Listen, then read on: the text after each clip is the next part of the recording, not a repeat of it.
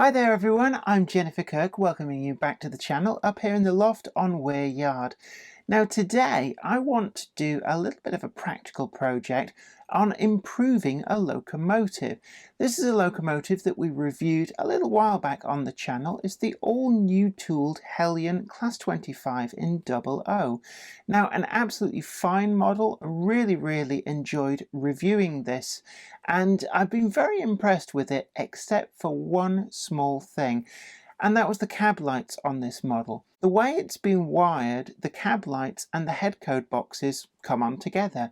The LEDs actually just share the same function, and I felt that this was a bit of an own goal for Heljan, but it left me thinking, how could we improve upon that? So with the help of DCC Concepts, I've gone and had a look at some products which aren't usually in my wheelhouse. This is Nano Leds, and I've looked at just how easy this is to add these to a Heljan Class 25 to make your own independently switchable cab lights. And well, come with me and let's see what we can achieve on this project.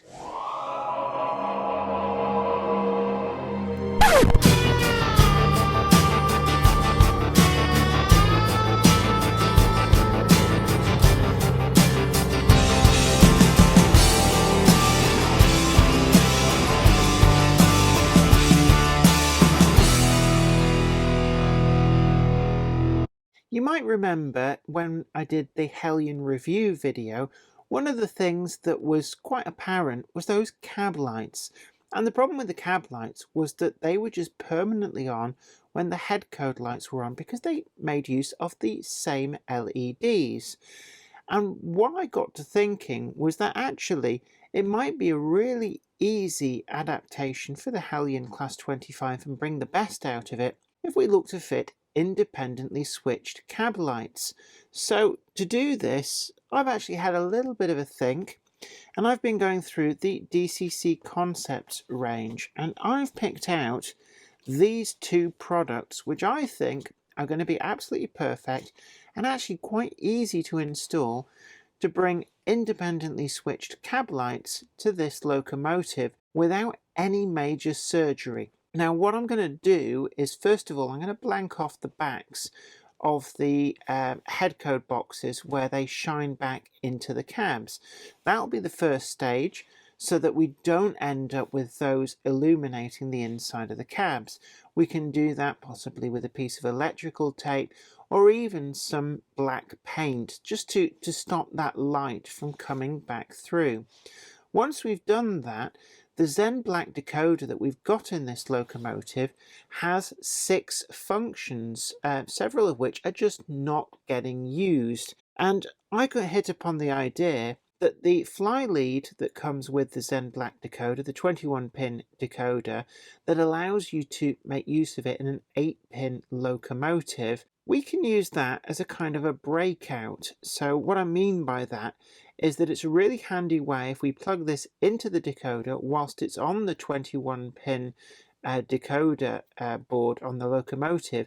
This gives us our wiring outs completely independent to what is provided in the locomotive. So we can go by the NMRA standard, and we've got our common ground, and then we've also got several unused functions. And we're going to take 2 of those and we're going to add those cab lights on those 2 functions. So on our controller we can bring them up on alternative F keys and still have the head code and tail lights, and they will remain.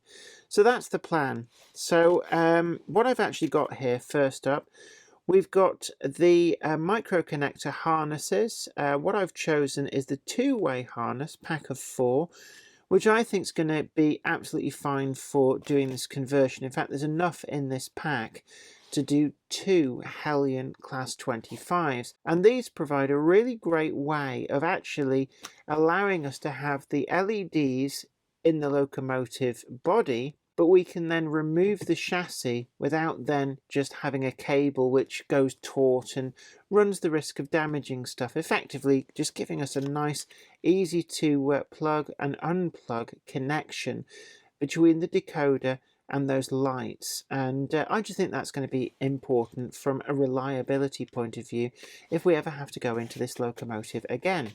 The other product that I've picked out, of course, is the really important. These are the LEDs, and I've picked here, we've got LED-NL-PW, and DCC Concepts do a whole range of different coloured LEDs, and it means that you can pick out the LEDs which really fit the period that you want to model. And I'm thinking with these we're going to have incandescent bulbs in the prototype. So I'm going to go with the Proto White. They look to be probably about the right ones. Now if they're too bright we can add in extra resistors or higher value resistors, but these do also come with the resistors, and I am going to be adding them into the circuit. So there is going to be a little bit of soldering required on this, but nothing that you guys can't manage. It is going to be fairly straightforward stuff, and we're not going to have to get down dirty and fiddly onto the circuit board in the locomotive. And of course, as I said before, I've still got that fly lead from the Zen Black decoder that's in there, so I'm going to make use of this to give me the extra function wire. So we just have 3 wires from this that we're going to be using, but it just makes it so easy rather than having to hunt around and try and find a connection on the circuit board, which in all honesty is probably not there because the locomotive's not using them. So I'm going to get on and let's see what we can do. You're going to need your trusty set of jeweler's screwdrivers, and the one that I need to pick is the smaller of the Phillips style crossheads. The body on this model is quite easy to remove in contrast to some of the earlier Heljan diesels. What we're looking for is the 4 screws that can be accessed just by sliding the bogies to the extremes of their travel on that side. We have the other one just over here, and then we need to repeat that for the other end of the locomotive. That one there, and then just grab firmly hold and you'll see that the body and the chassis separate easily from each other. Now, a word of warning is that the lights for the cabs and the headcode boxes are connected to the circuit board there, so do try not to put any great stress on that. Now that we've got the top removed from the locomotive, what we can see in here is we've got the Zen Black decoder. I've actually got a stay alive plug to it as well using the handy fly lead. We've also got the wires here that go to the headcode boxes in each of the cabs. I'm going to leave them be. You can unplug this if you want. It does have a plug into this board, but I don't really want to disturb that wiring if I can help it, so I'm going to actually try and do this without just removing these. The next job I want to do is to take the original fly lead that came with the Zen Black decoder, and I'm going to trim out the wires which I don't need, and then just leave the actual function wires that I need. So I've got my cheat sheet on the underside of here. I've just written down. And what we're going to look for is the blue is always the positive. So all of the different functions will use that blue. And then we've got green, purple, brown and pink. As far as I can tell, they're not being used by this locomotive at the moment. So that's actually 4 functions that we could add to this. And I'm going to be putting in a working cab light at each end. But I could also put in engine room lights. Now, the only problem with that is that there isn't actually anything to see in here. So I could put in engine room lights, but you'd probably just see the circuitry through the little windows at the side. But, you know, you don't have to use it. Maybe I'll add it, maybe I won't. I don't know at this stage. So I've got the lead there. I'm just going to use a pair of very sharp wire cutters, and actually I've already prepared one here. So I've removed all of the superfluous wires, and all we've got left are these 5. And of course we really don't need all of these. So actually what I'm going to do is I'll probably end up removing at least one of these wires. The beauty of this fly lead, of course, is it just plugs in to the end of the Zen Black decoder, and we don't have to do any major surgery on the circuit board or indeed solder direct to these pins here to try and get a contact, and that is a really great selling point of this decoder for a project like this. Let's take a look at some of the other products we're going to be using here. So we've got our little connector boards here. And this is basically just so we can have a plug like we've already got on the OEM board of the locomotive. These are sold in 2, 4, 6 and 8-way connections. With hindsight, maybe I should have just got the 4-way connectors rather than using 2 2-way connectors. But that's just me. It's not really a problem, but you may want to keep things neat. These are also great if, for example, you want to add tender pickups to a steam locomotive that doesn't actually come with them. And there's a lot of the earlier DCC ready steam locomotives actually have the socket in the locomotive, which can make sound fitting them a little bit of a nuisance. And these would allow you to mount the speaker remotely in the tender, giving you plenty of room. So there's lots of great uses for these. But I'm going to separate out 2 pairs and I'll put the rest back in the packet for use on other projects. As you can see with these, it's just a simple plug connection. There's only one way up that you can actually plug these in, so I'm just looking there, and let's just see now if I got that the right way around. Yes, I have. And it is quite a tight connection. You should always be very cautious not to actually pull these by the wires, because that will just cause a problem. Now, these wire tails here, we can actually get rid of these and then just use these solder points for the wires from the harness that we've already prepared. So that might actually be a good way of just removing any bare solder joints that we might need to heat shrink on the wire, something like that. And just looking at there, we've got some pretty good solder pads, which should be fairly straightforward for us to use. It comes with a hole in the middle, so we can screw that to something on the chassis if needs be, although looking on the chassis, I don't see anywhere particularly that I can do that, but it is there as an option. I'm probably just going to use some sticky tape just to hold this in position. When it comes to the nano LEDs, these really are quite small. So I'm just going to pull this out. We do get a whole pile of, these are 15 kilo ohm resistors, it would appear. And then we've also got a little bundle there of the nano LEDs, and they really are small. You can just see them there. In fact, let's see, how many do we get? We get 6 in a box. So actually, even if we add an engine room light, we've got enough here to do 2 of the Heljan Class 25s. What I'm going to do now is I'm going to look to mount these. First up, I think we just need to glue one on the cab roof there, one on the cab roof down here. We also need to make sure that we just blank off the back of that LED, so the original cab lights that are integrated with the headco box don't shine through. And for that, actually what I'm going to do is just use a little dab of paint. Or you could use some electrical tape just to cover that up. Once I've got the LEDs actually in place, I'm going to wire the plugs to the end, and then it's just a case of wiring the corresponding plugs to the wires that we've already prepared onto this harness.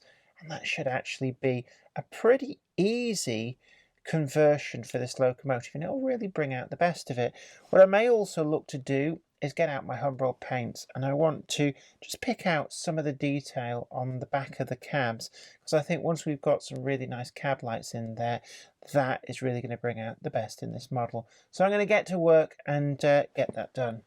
Now, the first thing I've done is I used some layers of some thick black tape just to screen off the LEDs that shine back into the cabs normally on these models. Now these are slaved to the head code boxes, and we don't want that, because all that's going to do is to have a cab light on in the direction of travel regardless. And just like you wouldn't drive your car with the map light on in the night, these locomotives wouldn't be driven like that.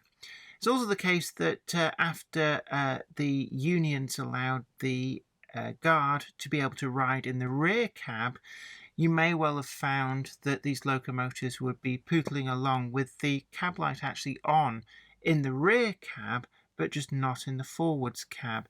So if we can just independently switch these cab lights, that really is going to make a difference. Now, I've actually chosen to mount the LEDs onto the backs of the cab.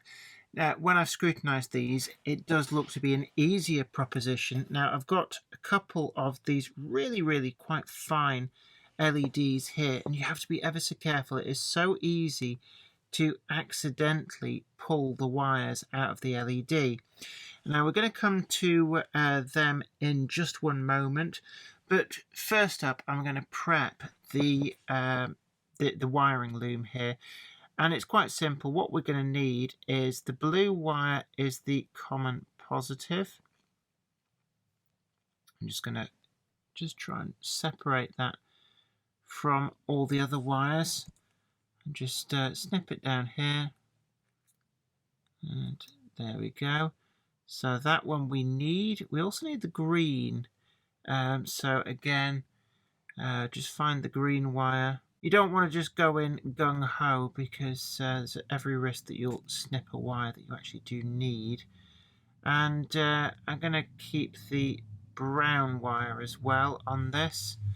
So essentially we're going to have front and back cab lights. I'll keep the pink as well, because actually no, I'll keep the pink and the purple, because they're all the function wires. These are NMRA standards, so you don't have to worry about decoders being different. They will all be wired up in this way. Let's just make sure we get the blue, which is the common positive, so just bear that in mind. All of the LEDs that we're going to add are going to be connected to that blue wire. And let's just double check, and we can just get rid of the rest of these wires. They're just completely not needed, and we'll probably put some tape over the ends of it just to make sure nothing shorts. Now, what I am going to actually do at this stage is I need to strip the blue wire, because that's definitely getting used, and I want the green wire because that is going to be our F1 function. And then I'm going to just pick one of these. I'm going to pick the pink. I'm not entirely sure which F number that's going to be on, but I'm going to pick that. Let me just... There we go. And the others, I'm not going to strip the ends. I'm going to leave them in here because at a future date I might want to get more involved, maybe add engine room lights. But for the time being, this is as far as I'm prepared to go. So next up, what I want to do is to take one of these two wire leads, and these can only be plugged in one particular way around. Just going to plug that in there. And what I actually need to do is I'm going to start warming up my soldering iron, and I'm going to just lose these two wires. So I'll heat up the solder and then just give them a tug, and the wires should come out nice and cleanly.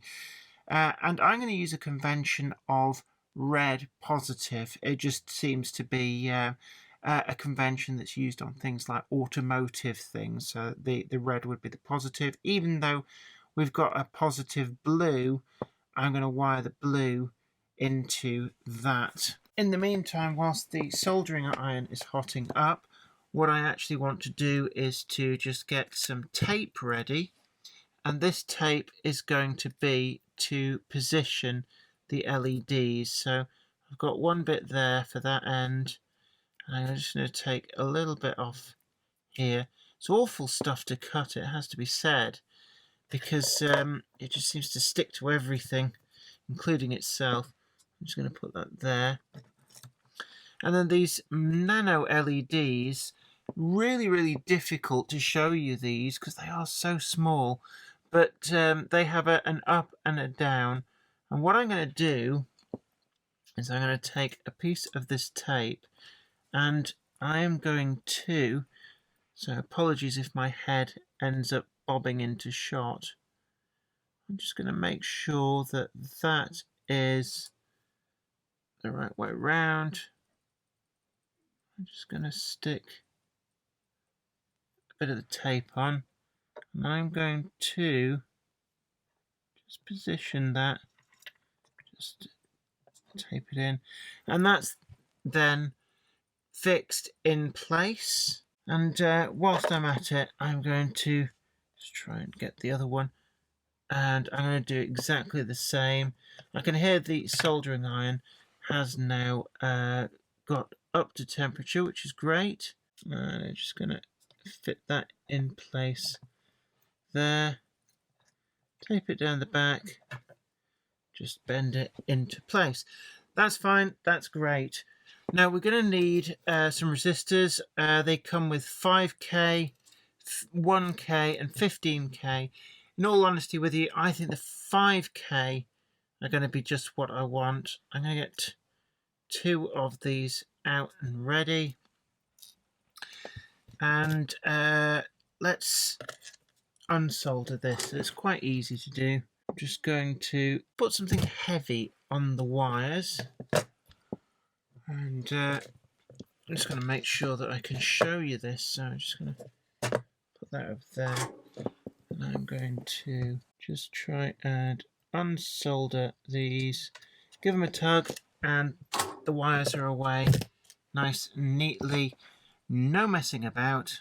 And so we've now just got some blank solder terminals on there. What I'm going to do with this is I'm actually using these boards more as a soldering point rather than anything, I think, with this conversion. I did buy them originally so that I could mount the LEDs into the body, but looking at the model, that's just making work for myself. But I am going to still use these as a convenient soldering point. So next up, I need to get the blue wire, and I'm going to tin that with a little bit of solder. Not too much. And then again, let's get that into position. And the red is on that side.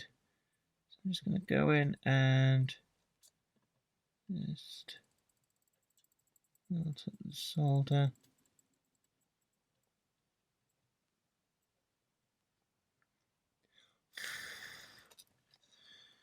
And just check that it hasn't bridged. If it has bridged, just turn that off, start it again. Now what I'm also going to do is I'm going to trim one of these. You could, I suppose, use the same resistor for both, but I'm not going to. I'm going to use 2, and it's normally considered good practice to put these on the positive side of the LED. So I'm also going to put that in there, and that's going to be our feed to the other cab light. But for now, right, what we need to do here is I'm going to tin the green wire. So let's try and get that into position. And actually what you may find is that the easiest way to just hold this in one position is to plug it into the decoder. This does have one particular way it can go in, obviously. So just lining that up and making sure lined up and push it in. And we're just using this as a breakout board for the wiring out of the decoder, and it just saves a lot of messing about when it comes to actually getting these feeds that we want, because there aren't necessarily, in fact there probably isn't, the wiring on this board to cater for these. But what we're going to do is just try and separate these out. They do love each other. They're like, oh no, I'll just get in your way.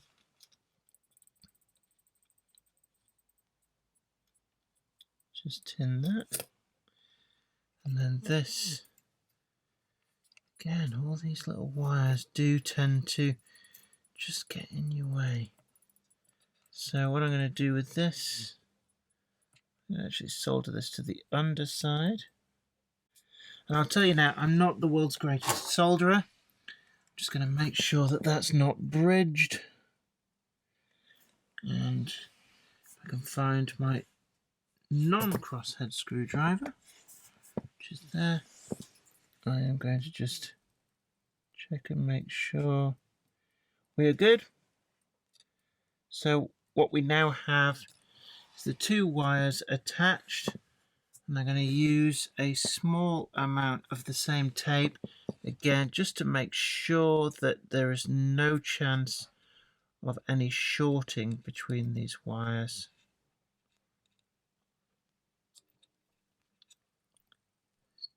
Just a little bit of protection there. Trying not to cover the actual resistor itself because that may get warm. Let's just take these wires up here. So what we're going to do with these is I'm going to trim these back to about there. And then let's get these split apart. Strip the ends. So we've got the ends stripped. Let's just twist them up. And I'm going to just tin these. Easy, easy. Try not to get huge globs of solder on. Now I've got my resistor. I'm just going to make a hook on the end. I'm going to make a little bit of a hook on the end of this as well.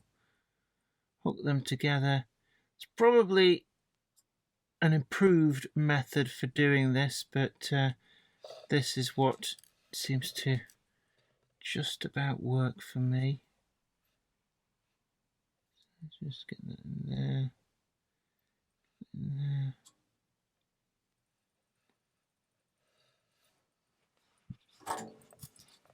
And we're going to just get some solder going on in there. That is actually quite a lot of solder, but that'll be fine, I think. You'll be much neater than me because, to be honest, a colourblind hedgehog in a bag is probably better at soldering than me. Again, what I'm going to do now, any joins, I like to just cover it with tape. Now, DCC Concepts do sell heat shrink, but the reason I'm not using that is mostly because I forgot to pick any up. So I don't have any. And I'd rather just crack on and improvise. Just make sure any bare bits are covered. There we go. And then when it comes to LEDs, the longer of the two wires is always positive, and that's how you tell them apart. So this is the positive. Put a little hook on the end. I'm going to just bend that round. Do hook and hook. And that's the way to do it. I'm going to trim that end, so we don't need that. Again, some of the tape just to protect from any kind of rogue shorting. And then we've got the other end of this. I always just like to make a little bit of a hook. Just helps hold it, because I've only got so many hands. And people say to you, you need a hand, I always say. It looks strange with 3, but there are jobs like this where 3 hands could be said to be quite useful. And another messy solder joint. And avoid it from sticking on me. You've got to be ever so careful not to put any strain on, especially these LED wires. They do tend to be quite fragile. Now, I'm just going to unplug that so I can put a little bit of a twist on these, just to try and neaten things up. Just plug that back in. And I'm going to use one of these pieces of tape. Let me separate them just to neaten things up here. So I'm going to just there.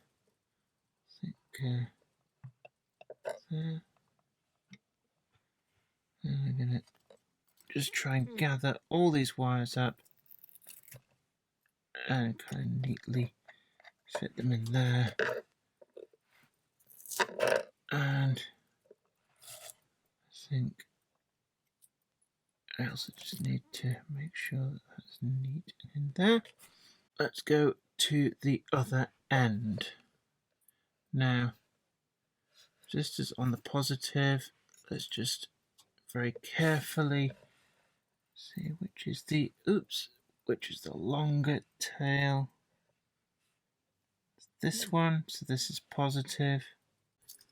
Really struggling on this one. It seems determined to not quite hook up. There we go, that solder has taken. So what I'm going to do now is just trim this tail just to neaten things up. Try not to get a sharp end. That is definitely taken. So I just need another piece of tape. That's in. And final wire. Which one did we bear? We did bear a pink, I think it was. So just try to dig out that pink wire. Okay, that seems alright. Let's just get another piece of this tape. Good practice, insulate the joints. What I need to do now is neaten all this wire up. So what we're just going to do is gather all of this together and just try and make sure that this is all neatened and tucked in. Don't want this getting caught on anything. So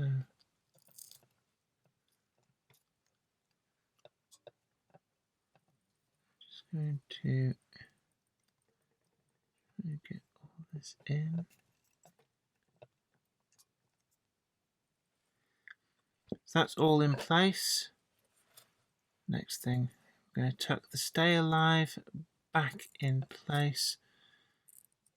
If you need to, don't be frightened to get a little bit more tape. So again, let's just neaten up some of this. Just try and make sure that we stick these into the right place.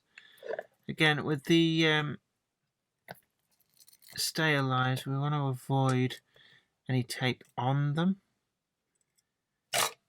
So just need to carefully bend that back,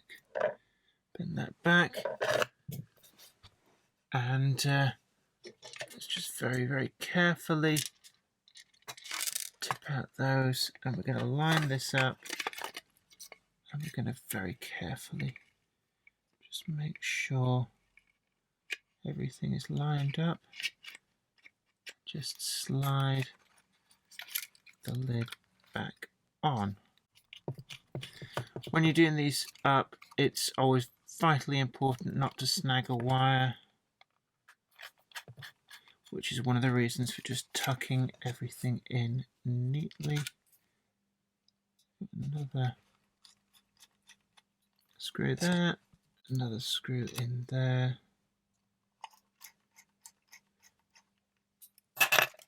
And there we have it. Just make sure there's no wires trapped anywhere. And we're ready to do a test on the layout. So first up, we've got the locomotive on the track. And you can see now that there's no cab lights coming on with the head code box, which is exactly what we want. We've blanked those out on the back, but let's just see. I'm just looking for the function, and we have that cab is actually on F4. It's just simply the wire I've used. So as you can see, the cab light is now completely independent, which is exactly what we want. Now I'm going to run this locomotive past, and let's just take a look and see the other end, which will be on F1. And as you can see, that is also separately switchable. A quick look at the locomotive from the side. That's the F4 function and the F1 as well, and these are all completely independent. So we've now got independently switched cab lights, which don't have to be on, but can be on, can be off. You can have one on, two on, none on.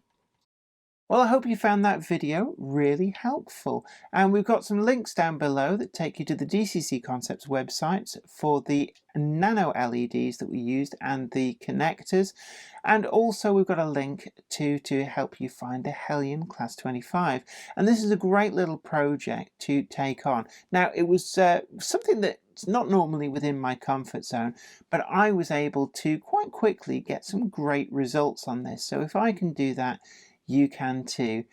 Tickle the like button and consider sharing this video. Let other people know how to do this great modification, and if you haven't already done so, do consider subscribing to the channel and turn on all notifications. And you can also check us out over on Patreon and help us to make the videos that you want to see.